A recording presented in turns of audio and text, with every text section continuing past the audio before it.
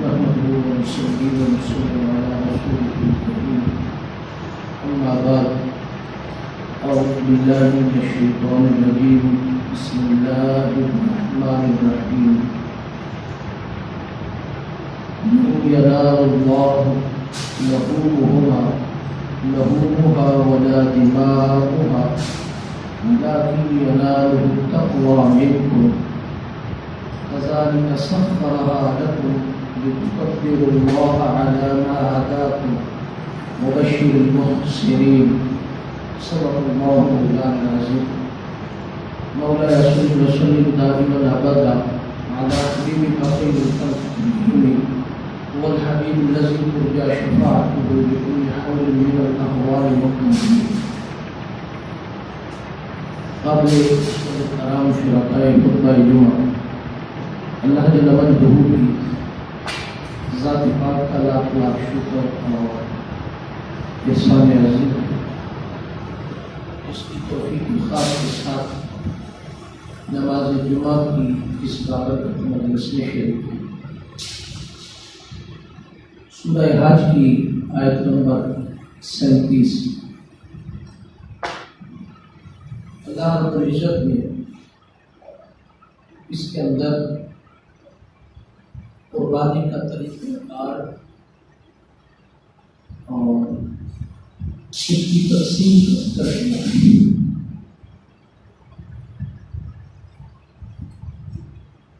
آج کیونکہ 8 ذی الحج ہے اور سعودی عربیہ کے مطابق آج 9 ذی الحج ہے، وہاں حج اکبر ہے۔ آج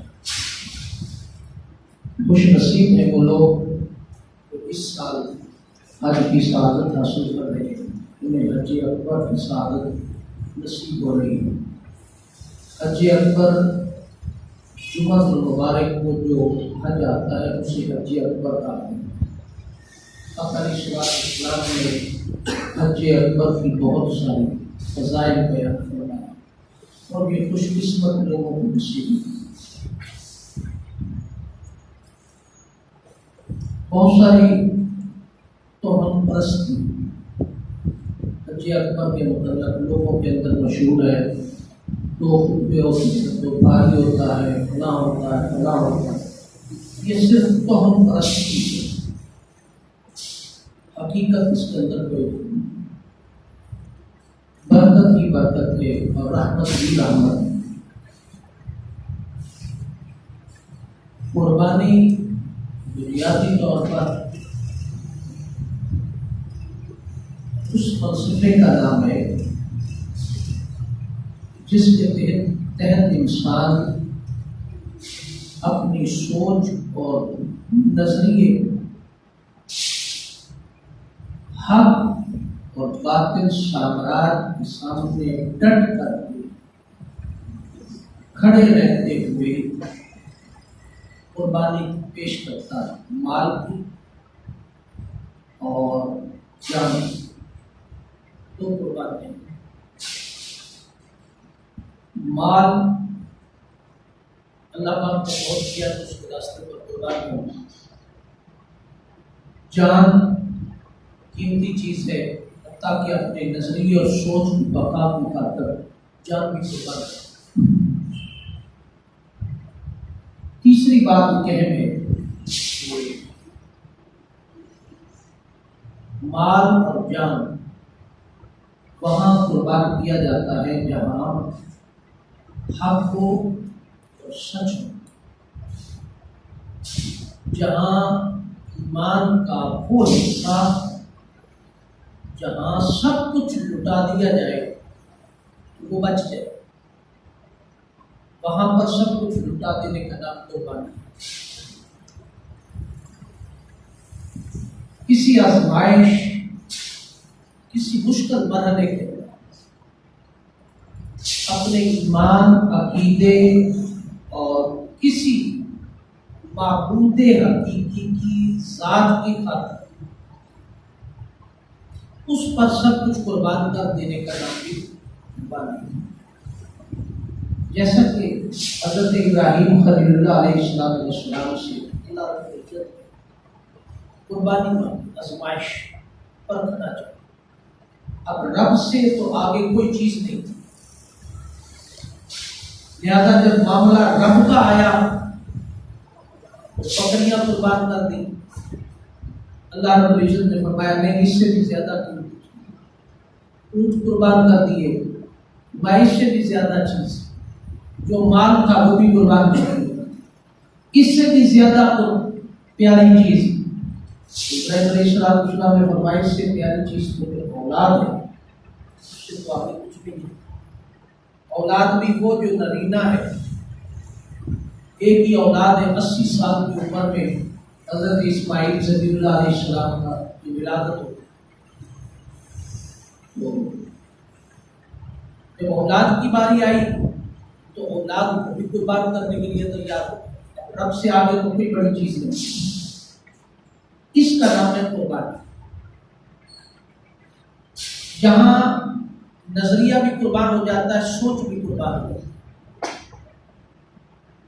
ایک مقام ہوتا ہے جہاں نظریے کی خاطر انسان ڈٹ کے کھڑا ہو جاتا ہے، نظریہ انسان کو حوصلہ دیتا ہے اپنے معبود حقیقی کی رضا کو حاصل کرنے۔ لہذا جب انسان نظریے پر ڈٹ کر کے قربانی دیتا ہے تو وہ بھی اللہ کی بارگاہ میں قربانی ہے۔ وطن پر جان قربان کر دینا یہ فکر اور نظریے پر قربانی ہے۔ ماں دھرتی کی عزت پر قربانی ہے، مال کی بھی، جان کی بھی، وقت کی بھی، صلاحیتوں کی بھی، پھر آگے قربانیوں کی بہت سارے قسم۔ یاد رکھیں کہ یہاں جس قربانی کا ذکر ہو رہا ہے وہ ہے سنت ابراہیم خلیل اللہ علیہ السلام۔ حضرت ابراہیم خلیل اللہ علیہ السلام کی سنت کو زندہ کرنا، وہاں بیٹے کی قربانی، مال کی قربانی، جان کی قربانی، سب کچھ اللہ رب العزت کے ہاں پیش کر دی، حتیٰ کہ بیٹے کو بھی مٹا دیا، قربان کرنے کے لیے تیار ہو گئے۔ چھری چلائی میرا کسی چھری نہ چلی، مگر قربانی کے لیے تو آئے۔ تو لہذا اس سنت کو زندہ رکھتے ہوئے اللہ رب العزت نے فرمایا کہ آنے والی قیامت تک بنی نوع انسان، نسل انسانی کے اندر اس عمل کو اور اس سنت کو زندہ رکھیں۔ اب ہم جانور ذبح کرتے ہیں، وہاں حضرت اسماعیل ذبیح اللہ علیہ السلام کے فدیے میں تنبا ذبح ہوا، مینڈا جسے کہا گیا، تنبا ذبح ہوا تھا۔ اب آج ہم جانور ذبح کرتے ہیں، اسی سنت۔ فلسفیانہ گفتگو جتنی تھی یا اس کے آداب تھے وہ میں نے پچھلے جمعہ المبارک پر آپ کے سامنے کر دی، آج اس کے مسائل کی طرف، اس کی بنیادی تھیوری کی طرف جاتے ہیں۔ آج ہم جانور ذبح کرتے ہیں۔ جانور کو ذبح کرنا بنیادی طور پر جانور کی صورت میں اپنے مال کی قربانی دینا، مال کی قربانی دینا۔ حضرت بابا فرید نجی شکر رحمۃ اللہ تعالیٰ سے کسی درویش نے سوال کیا، فرمایا حضرت زکوٰۃ کتنی دینی چاہیے؟ بابا جی موج میں بیٹھے تھے، آپ نے فرمایا کس زکوٰۃ کا تم نے پوچھا ہے، شریعت کا، طریقت کا، حقیقت کا؟ اب وہ جو درویش کا نا وہ سادہ نہیں تھا، وہ بھی سمجھدار تھا۔ اس نے کہا علم کا دریا اس وقت رحمت کا موج میں ہے، تو لہٰذا ایک سوال کیا تھا، 3 کا جواب مل رہا ہے، تو لہٰذا خاموشی سے تینوں کا جواب پوچھا۔ آپ نے فرمایا تینوں کا حضور جواب ارشاد فرمایا۔ تو حضور بابا فرید نجی شکر رحمۃ اللہ تعالیٰ نے فرمایا کہ شریعت کی زکوٰۃ تو یہ ہے کہ اگر تیرے پاس 100 روپیہ ہے تو 2.5 روپے کی زکوٰۃ دے دے، 100 روپیہ ہے 2.5 روپے کی زکات دو۔ طریقت کی زکات یہ ہے کہ 2.5 روپے اپنے پاس رکھ لے اور 100 روپے بقیہ 90 روپے کی زکات، بقیہ کی زکات۔ طریقت کی زکات یہ ہے کہ 2.5 روپے رکھ لے اور بقیہ ساری زکات دے۔ فرمایا حقیقت کی زکات کیا ہے؟ فرمایا حقیقت کی زکات یہ ہے کہ جب ضرورت پڑے مال کی، جان کی، سب کچھ اس کے راستے پر قربان کر، یہ حقیقت کی زکات ہے۔ اس نے پوچھا حضور پہلی 2 باتیں تو سمجھ آتی ہیں کہ 100 روپیہ تھا تو 2.5 روپے زکات دے دی، اور طریقت کی زکات یہ ہے کہ 2.5 رکھ لو اور بقیہ زکات دے دو۔ دوسری کی کیا ضرورت؟ فرمایا دوسری غزوہ تبوک پہ چلے جاؤ۔ سیدنا صدیق اکبر رضی اللہ تعالیٰ عنہ فرمایا دیکھ لے غزوہ تبوک کے موقع پر سیدنا صدیق اکبر رضی اللہ تعالیٰ نے سارا مال جھاڑو دے کر حضور کے قدموں پر نچھاور کر دیا، سارا مال گھر کا کوئی چیز نہیں چھوڑی، سب کچھ حضور کے قدموں پر نچھاور کر کے عرض کرتے ہیں یا رسول اللہ میں بھی حاضر ہوں، مجھے بھی بیچ کر کے آپ تبوک کے لیے جنگ و ساز و سامان اگر میرے بیچنے سے آ سکتا ہے تو میں حاضر ہوں، میں بکنے کے لیے حضور آیا ہوں، میں نے گھر کا سارا سامان آپ کی بارگاہ میں بھیج دیا۔ اور پھر پوچھتے ہیں یا رسول اللہ صلی اللہ علیہ وسلم کیا میں سب کچھ قربان کر کے بھی آپ مجھ سے راضی ہیں؟ اس کے جواب میں اللہ رب العزت نے ارشاد فرمایا کہ اے محبوب جبریل کی بارگاہ میں میری طرف سے سلام عرض کر، خودی کو کر بلند اتنا ہر تقدیر سے پہلے، خودی کو کر بلند اتنا ہر تقدیر سے پہلے خدا خود پوچھے بندے سے کہ تیری رضا کیا۔ یہ وہ مقام تھا کہ جس پر اپنے آپ کو پہنچا دیا تو اللہ رب العزت نے سلام بھیجا کہ جبریل جاؤ محبوب کی بارگاہ میں صدیق اکبر کے لیے سلام لے لیا، اور صدیق اکبر کے لیے آقا نے سلام پیش کیا تو فرمایا کہ محبوب صدیق سے پوچھ لے، صدیق سے خودی کو کر بلند اتنا کہ ہر تقدیر سے پہلے صدیق سے پوچھ لے کہ تو سب کچھ قربان کر کے بھی ہم سے راضی ہے یا ناراض ہے، ہم سے راضی ہے یا ناراض ہے۔ فرمایا یہ حقیقت کی زکات ہے۔ سو انسان کو قربانی پیش کرتے وقت اللہ کی رضا پیش نظر ہے، جس کا ذکر آیت نمبر 37 سورہ حج کی پارہ نمبر 17 کے اندر فرمایا لن ینال اللہ لحومھا، فرمایا ولا دماؤھا، تمہارے بس میں دے دیا ہے کہ تم احسان مانو کہ اللہ رب العزت کو تمہارے گوشت تمہارے خون کی ضرورت نہیں ہے، نہ وہ پہنچتا ہے۔ وہاں کیا پہنچتا ہے؟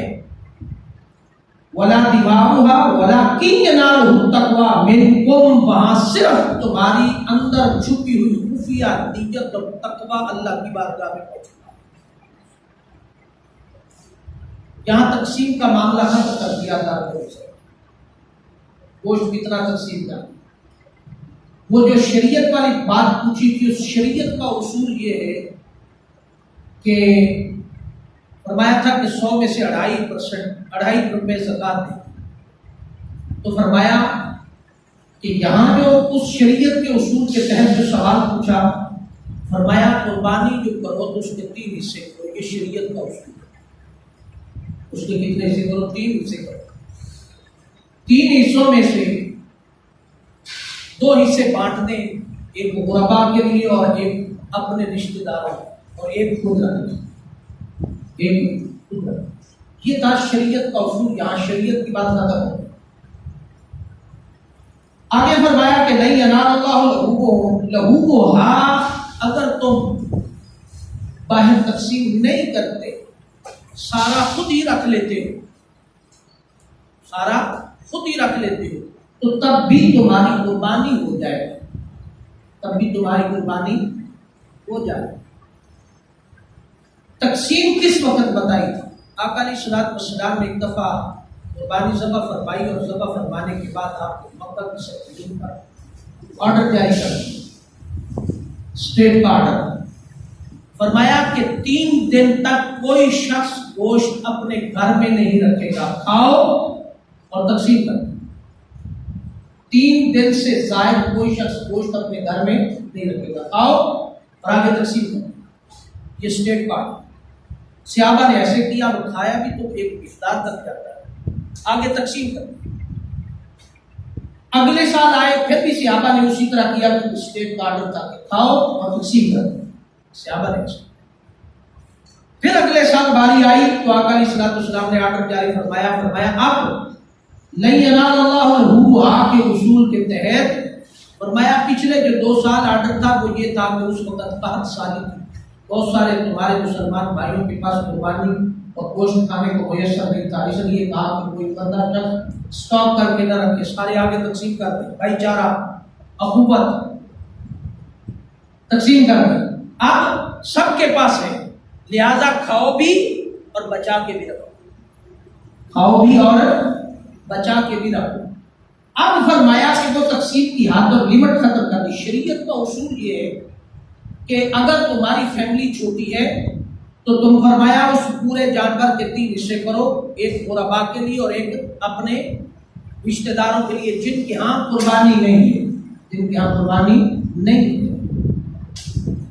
ایویں خام خادہ وہ نک اونچا کرنے واسطے گوشت کا پورا نہ لے کے وہ چلے جاؤ کہ جناب یہ اپنا سیگا، انہوں نے 2 بکرے ذبح کیتے ہو تو تسی بھی دیو جا کے، تو کوئی شریعت کا کوئی اصول فارمولہ یہاں نہیں لگتا،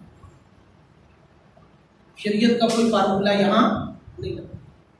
زکات دینے کے لیے 10-10 روپے سارے نو بانٹ دے تو کسی ایک دی بھی روٹی نہیں لگتی، وہ بابا 10-10 روپے سارے نو جو بانٹ کے دینے ہیں تو وہ 200-250 روپیہ کٹھا کسی کو دے دے، کوئی ایک بندہ ایک ٹائم کی روٹی تک کھا رہے ہیں، ایک ہڈی تو 2 چھچڑے پا کے بوٹیاں بنا کے تو چھوٹی جی حصہ بنا کے جو تسی دے کے ہونا تو شرمندگی اور ندامت کیا دیتے ہوئے بھی شرم نہیں آئی۔ اس سے بہتر ہے کہ 50 گھروں کے اندر دینے کے بجائے 2 گھروں کے اندر دے دے، تھوڑا سا دے دے کہ کم از کم اس کے بچے ایک ٹائم کی ہڈیاں تو پکا کے روٹی تو کھا لیں۔ ہمارے یہاں کچھ روایات بھی بدل گئی، ہمارے یہاں کچھ روایات بھی۔ پھر فرمایا اگر آپ کی فیملی بڑی ہے تم باہر نہیں دے سکتے تو سارے کا سارا اپنے گھر رکھ لو، قربانی تمہاری پھر بھی ہو جائے، قربانی تمہاری پھر بھی ہو جائے۔ وہاں کیا چاہیے؟ وہاں صرف نیت اور تقویٰ چاہیے۔ ولا دماغها ولكن يناله التقوى، وہاں صرف تقویٰ چاہیے اللہ رب العزت۔ گوشت خون نہیں چاہیے، گوشت نہیں چاہیے رب کائنات کو، گوشت تو تمہارے پیٹوں میں چلا جائے گا، غربا اور مساکین کے لیے چلا جائے گا۔ خون جو بہایا ہے اس خون بہانے سے تمہیں میسج دیا جا رہا ہے کہ اے انسان، یہاں تو اپنا اس دمبے کی صورت میں، جانور کی صورت میں، گائے کی صورت میں اپنا مال ذبح کر رہا ہے، خون بہا رہا ہے۔ اس بہتے خون کو دیکھ اگر حضرت اسماعیل ذبیح اللہ علیہ السلام ذبح ہو جاتے تو کیا تم اپنی اولاد ذبح کرتے؟ تمہیں میسج دیا جا رہا ہے کہ کل نظریہ، فکر، سوچ پر تجھے ڈٹ کر کھڑا ہونا ہوگا، تجھے مال دینا ہوگا، قربانی دینی ہوگی، جان دینی ہوگی۔ آج اس بہتے خون کی شکل کو دیکھ لے، یہی خون تیری رگوں میں بھی گردش کرتا ہے، یہی خون ماں دھرتی پر بھی قربان کرنا پڑے گا، اسلام کی عظمت اور احیا کے لیے بھی قربان کرنا پڑے گا۔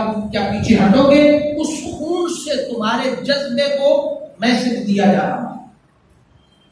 اور جانور کی صورت میں مال کی قربانی لی جا رہی ہے۔ اب یہاں نہیں ہے کہ جانور کی جگہ پر اتنے پیسے تقسیم کر دینے کی نہیں فرمایا، وہ مقصد دوسرا نہیں پورا ہو، وہ مقصد دوسرا پورا۔ اب یہاں چونکہ یہ بات ضمن آ گئی، اس پر تھوڑی میں وضاحت کر دوں کیونکہ اگلی بار آگے بات میں نے یہ کرنی تھی، اب کیونکہ ضمن اٹیچ ہو گئی بات۔ کچھ لوگوں کے ہاں تصور ہوتا، آج کل یہ پچھلے تقریباً کم و بیش 4 سے 5 سال سے کم و بیش بہت زیادہ یہ بات شدت اختیار کرتی جا رہی ہے سوشل میڈیا پر، اور مختلف علماء کرام کے ذریعے سے ان کو یہ بات سمجھائی جاتی ہے، ان کو موٹیویٹ کیا جاتا ہے، پھر وہ اپنی ممبر سے یہ بات اٹھاتے ہیں، پھر لوگوں تک یہ بات پہنچاتے ہیں۔ یہ ایک سازش ہے۔ وہ سازش کیا ہے؟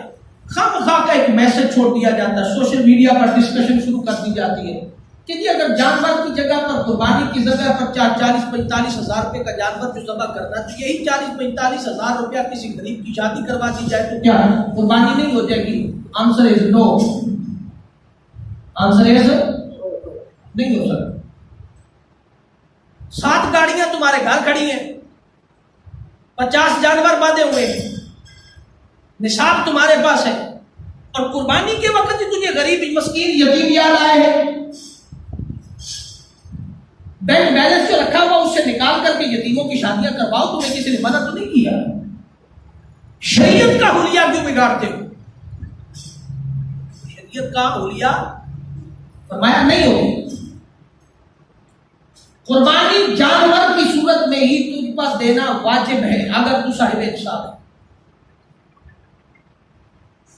52.5 تولہ سونا نصاب ہے تیرا، سونا چاندی نصاب ہے تیرا، اور آج کے دور کے مطابق کم و بیش 90,000 روپے کے لگ بھگ پیسے بنتے ہیں۔ 90,000 روپیہ ضرورت اصلیہ کے بعد اگر تیرے پاس کیش کی صورت میں موجود ہے، 3 دن ایام قربانی کے اندر بھی وہ موجود ہے تو تجھ پر قربانی واجب ہے۔ اگر تو نہیں کرتا تو تو کبیرہ گناہ کا مرتکب ہوگا۔ یہ اس کا نصاب، سمپل بات۔ اب نصاب چاندی کی صورت میں موجود ہے، زر کی صورت میں موجود ہے، پیسے کی صورت میں موجود ہے، یا اتنا اثاثہ پڑا گھر میں، برتن اتنے جو ہر سال سے یوز ہی نہیں ہوتے، استعمال میں ہی نہیں آتے، بیٹیوں کو جہیز میں لا کر کے دیتے ہیں، بیٹیوں کی آگے بیٹوں کی شادیاں ہونے لگ جاتی ہیں تو وہ بیٹے برتن کبھی یوز میں نہیں آئے۔ آج کل کے ماحول میں جا کر کے دیکھ رہے بیٹیوں کی پیٹیاں بھری پڑی ہیں، 2 لاکھ سے تو وہ زیادہ کے برتن پڑے۔ قربانی کی باری آ جاتی ہے، یتیم یاد آ جاتے ہیں، مسکین یاد آ جاتے ہیں، فقیر یاد آ جاتے ہیں، لولے لنگڑے یاد آ جاتے ہیں، اور بڑا حب الوطنی کا جذبہ یاد آ جاتا ہے، اور بڑی غریب پروری یاد آ جاتی ہے۔ وہ جو برتن پچھلے 40 سال سے پیٹی میں پڑے پڑے خراب ہو رہے ہیں، استعمال ہی نہیں ہو، ان کو بیچ کر کے نصاب پورا کرو نا ذرا۔ وہ تو 2 لاکھ کا نصاب بھی نہیں بنے گا، زیادہ بنے گا۔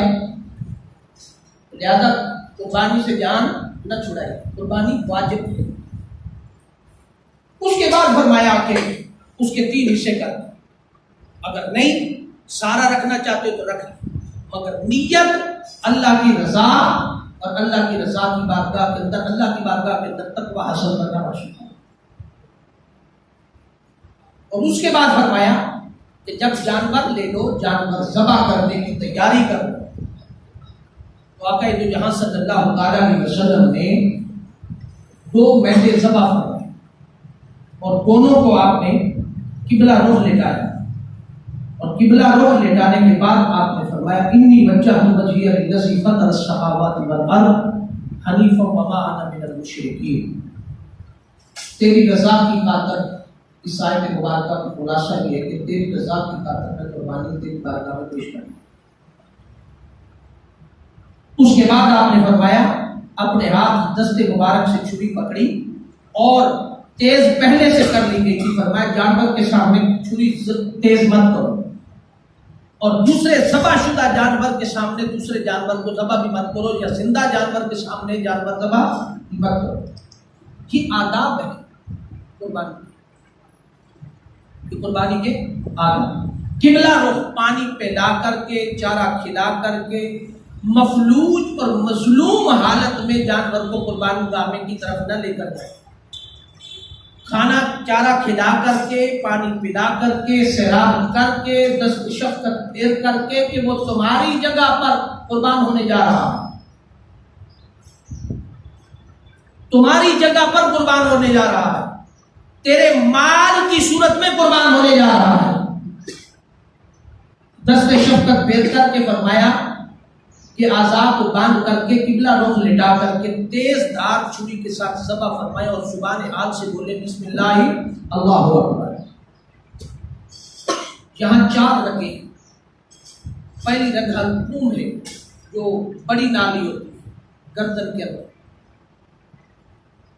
پہلے وہ کٹتی ہے، پھر اس کے ساتھ نیچے ایک متصل چھوٹی رگ ہوتی ہے وہ کٹتی ہے 2، اور تیسری منکے کے ساتھ ایک رگ ہوتی ہے، ایک چوتھی اسی منکے کے ساتھ ایک اور رگ ہوتی ہے. یہ 4 رگوں کا کٹنا واجب ہے.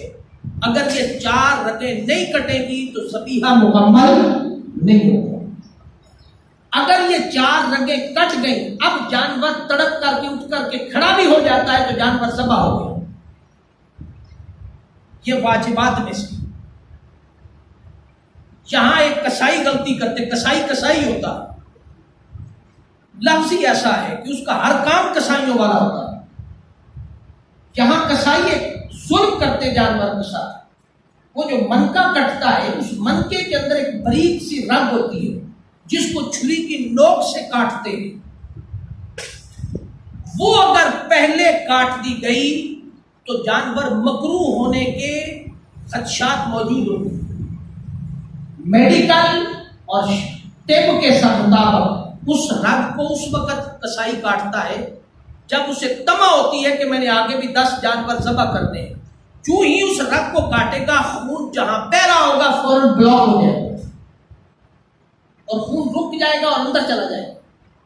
اس سے گوشت پر اثرات کیا پڑیں گے؟ گوشت کڑوا ہو سکتا ہے، گوشت کا بوجھ بڑھ سکتا ہے، گوشت سے سمیل آ سکتی ہے، گوشت کھانے کے قابل بھی نہیں رہ سکتا. یہ ساری قسمیں ہو سکتی ہیں.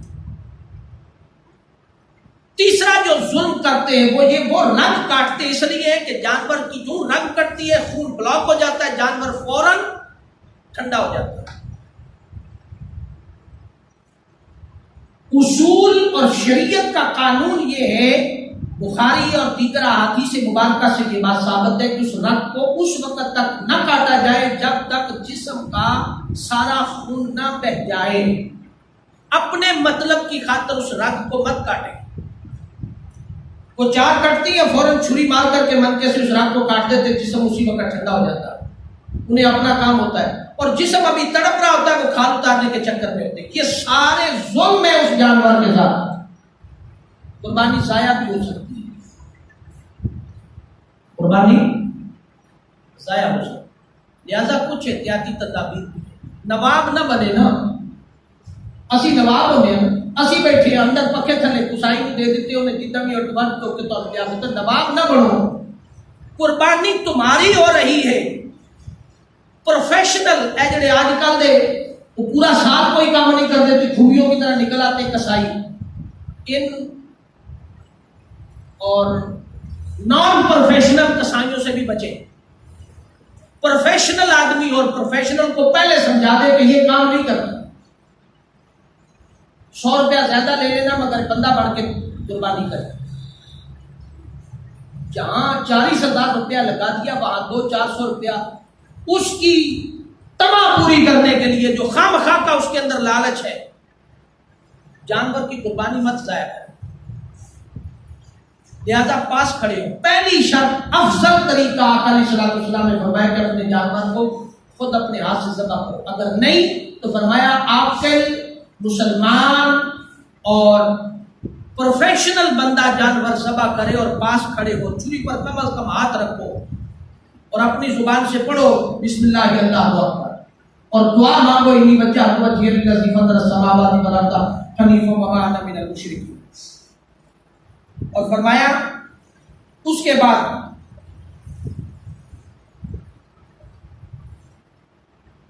گردن کا مورا نہیں کاٹنا. آخری جو مورا ہے گردن جس سے الگ نہ ہو جائے ٹوٹلی اس کو الگ نہیں کرنا.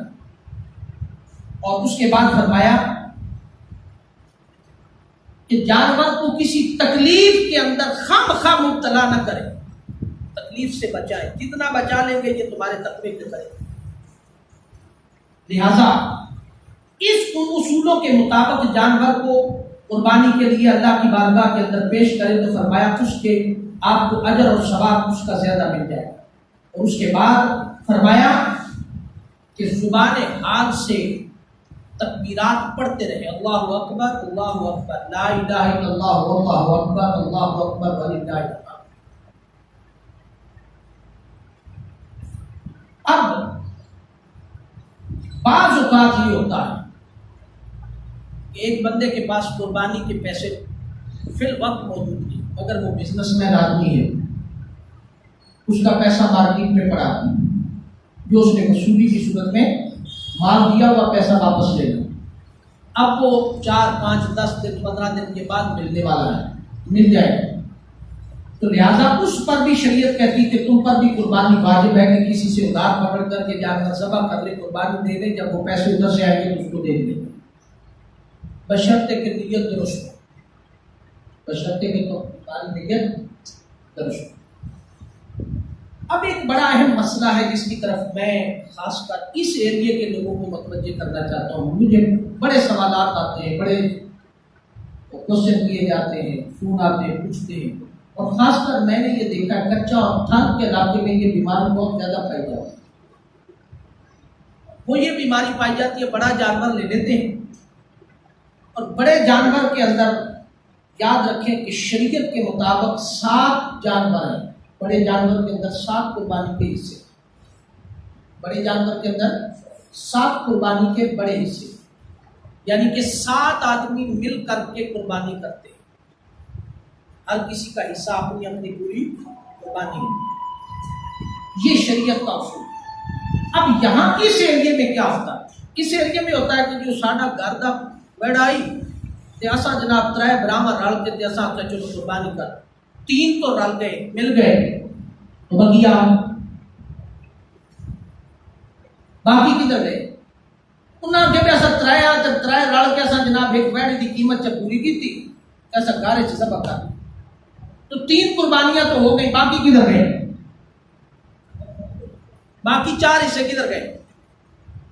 لہذا وہ باقی 4 حصے کسی کے نام بھی نہیں ہوئے، فکس نہیں ہوئے، کسی نے نیت نہیں کی، پیسے نہیں دیے، تو وہ 3 کی بھی قربانی نہیں ہوگی۔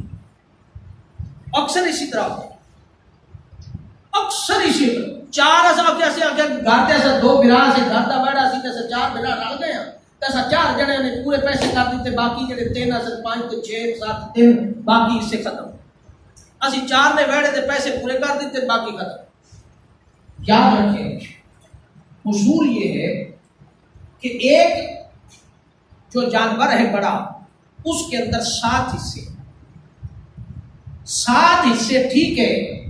آپ 3 بندے تھے گھر کے، تو آپ نے 3 بندوں نے مل کر کے ایک جانور کے پیسے پورے کر دیے، یہ پہلی صورت بتا رہا ہوں، جانور کے حصے پورے کر دیا، آپ نے کہا چلو جی اصل 3 بندے رل کے پورے جانور کا 70,000 روپیہ پورا کر دے، بات ختم ہو گئی۔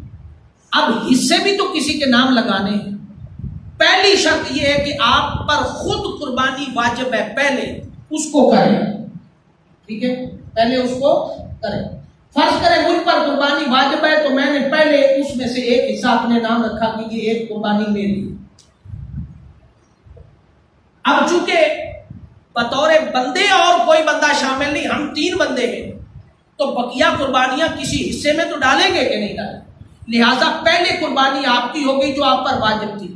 اب آپ کے والدین فوت ہو گئے ہیں، ایک حصہ ان کا اپنے نام رکھ لیں اور اس کے پیسے دے دیں، پیسے تو آلریڈی آپ نے دے دی، بات سمجھ آ گئی۔ اب اس کے بعد آقا علیہ الصلوۃ والسلام کی سنت کے مطابق آپ کے پاس وسائل ہیں، آپ کے پاس ہمت ہے، تو ایک قربانی آقا کی امت کی طرف سے کر دیں، وہ بھی آپ اپنے حصے میں ڈالیں، تو پھر جا کر کے 7 حصے پورے ہوں گے تو جانور ذبح ہوگا۔ اگر 7 حصے پورے نہیں ہوں گے تو جانور کسی، اگر ایک بھی کم ہوا تو کسی کی قربانی نہیں۔ پہلی بات تو یہ ہے ہر آدمی 7 بندے پورے مل کر کے قربانی کرے، یہ پہلا افضل ترین طریقہ ہے، افضل ترین طریقہ یہ ہے۔ اور قربانی اپنی نہیں کرتے، میرے والدین سے والد جناب ہر دفعہ وہ اپنی طرفوں سے اپنی امت کی طرفوں کا، بھائی تیرے اوپر قربانی واجب ہے، پہلے اپنی کر، والدین جو دنیا سے چلے گئے اب ان پر واجب نہیں ہے، ہاں اگر تیرے پاس وسائل ہیں تو ان کی طرف سے کر، اگر نہیں تو تجھ پر کوئی لازم نہیں۔ لہذا قربانی کو قربانی کے اصولوں کے مطابق کریں، جب آپ اس اصول کو نہیں اپناتے تو قربانی نہیں ہوتی۔ شریعت ساڑھے گھر دی نہیں ہے، ایک پاکستان کی سپریم کورٹ چھوڑو کہ جدھر 100 پوے جدھر مجھے لے کے ٹول پوے، شریعت شریعت ہے، شریعت کا مذاق مت کریں۔ اور آخری بات توجہ سے سننے والی کوئی ہے، اب تو خیر وقت گزر گیا، یکم ذی الحج سے لے کر کے 10 ذی الحج تک جنہوں نے قربانی کرنی ہوتی ہے وہ ناخن نہ کاٹیں، خط نہ بنوائیں، بال نہ ترشوائیں، یہ مستحب عمل ہے، نہ یہ واجب ہے نہ یہ فرض، مستحب عمل ہے، کوئی کر لے گا تو ثواب ہے، نہیں کرے گا تو کوئی گناہ اس پر نہیں، مستحب عمل۔ لیکن یہی عمل ایام حج کے اندر حاجیوں پر لازم ہے، اگر وہ نہیں کریں گے تو دم لازم ہو جائے گا، حاجیوں پر وہاں لازم ہے، واجب کے درجے میں آتا، اگر وہ نہیں کریں گے تو دم لازم ہوگا، لیکن یہاں ہمارے لیے یہ عمل مستحب ہے۔ یہ ایک نسبتیں ہیں الگ سے، اس پر پھر کبھی بات کریں۔ دوسری بات، ایام تشریق جسے بولا جاتا ہے، ایام تشریق، کل 9 ذی الحج ہے، کل 9 ذی الحج ہے، 9 ذی الحج کی صبح فجر کی نماز سے لے کر 13 ذی الحج کی نماز عصر تک، 9 ذی الحج کل فجر کی نماز سے لے کر 13 ذی الحج کی نماز عصر تک، ہر فرض نماز کے بعد، چاہے وہ نماز اکیلے میں ہے چاہے وہ جماعت کے ساتھ، ہر فرض نماز کے بعد ایک دفعہ اللہ اکبر اللہ اکبر لا الہ الا اللہ واللہ اکبر وللہ الحمد، یہ تکبیرات ایک دفعہ پڑھنا واجب ہے، ایک دفعہ پڑھنا واجب ہے، اور جو نہیں پڑھے گا گناہ ہوگا۔ 3 دفعہ پڑھنا مستحب عمل ہے، ہر نماز کے بعد، چاہے نماز اکیلے میں پڑھی ہے چاہے جماعت کے ساتھ پڑھی ہے۔ لہذا یاد رکھنا، بالخصوص جن لوگوں نے قربانیاں دینی ہے وہ اور جنہوں نے قربانیاں نہیں دینی، ہر پر لازم اور واجب ہے، قربانی دینے والے پر بھی اور نہ دینے والے پر بھی، یہ واجب عمل ہے کہ 9 ذی الحج کی فجر سے لے کر 13 ذی الحج کی نماز عصر تک ایام تشریق کہلاتے ہیں، اور ان کے اندر یہ تکبیرات ہر نماز کے بعد ایک دفعہ بلند آواز سے، یہ نہیں کہ منہ سے جو روڑیاں پائیاں ہوتے کو گنو پائے تو بیٹھا جناب پڑھ جائے، بلند آواز سے پڑھنا واجب ہے، سمجھ آ رہی؟ لہذا کل فجر کی نماز کے بعد یاد سے شروع کر دیں، اور ہر نماز کے بعد اللہ اکبر لا الہ الا اللہ اللہ اکبر وللہ الحمد۔ اور آخری بات، عید کا روزہ ہے، عید الاضحیٰ والے دن، اسے روزہ کہا جاتا ہے۔ صبح سحری کے بعد نماز عید تک کا روزہ ہوتا ہے، اسے نصف روزہ بھی کہا جاتا ہے، چوتھائی روزہ بھی کہا جاتا ہے۔ بہرحال نماز عید پڑھنے تک کوئی چیز کھائے پیے نہیں، نماز عید پڑھنے کے بعد کچھ چیز کھائے، یہ سنت ہے، یہ سنت ہے۔ بعض لوگوں نے میرے ورگے نے اپنا الو سیدھا کرنے واسطے کیا کہ یہ ادو تک روزہ رکھنا جو تک قربانی نہیں ہو جاتی، قربانی نکلے گی پھر پاک آئے گی، پھر ختم پڑھنا ہے، ختم پڑھ کے تو جناب پھر تسی روزہ کھولنا کلیجی نہ، صرف تو ہم پرستی کے علاوہ کچھ نہیں، تو ہم پرستی کے علاوہ کارتی بنائی، شریعت کے علاوہ شریعت محمدیہ، نماز عید الاضحیٰ پڑھ لی، اس کے بعد آپ پانی پی لیں، کھانا کھائیں، جو مرضی کریں، آپ کا روزہ مکمل۔ سحری سے لے کر کے نماز عید الاضحیٰ تک، نماز عید الاضحیٰ پڑھنے تک آپ کا روزہ اس وقت۔ چھوٹی عید پر 3 کھجوریں کھا کر نماز عید پڑھنے جانا حضور کی سنت ہے، اور یہاں عید پڑھ کے آ کر کے واپس 3 کھجوریں کھانا حضور کی سنت ہے۔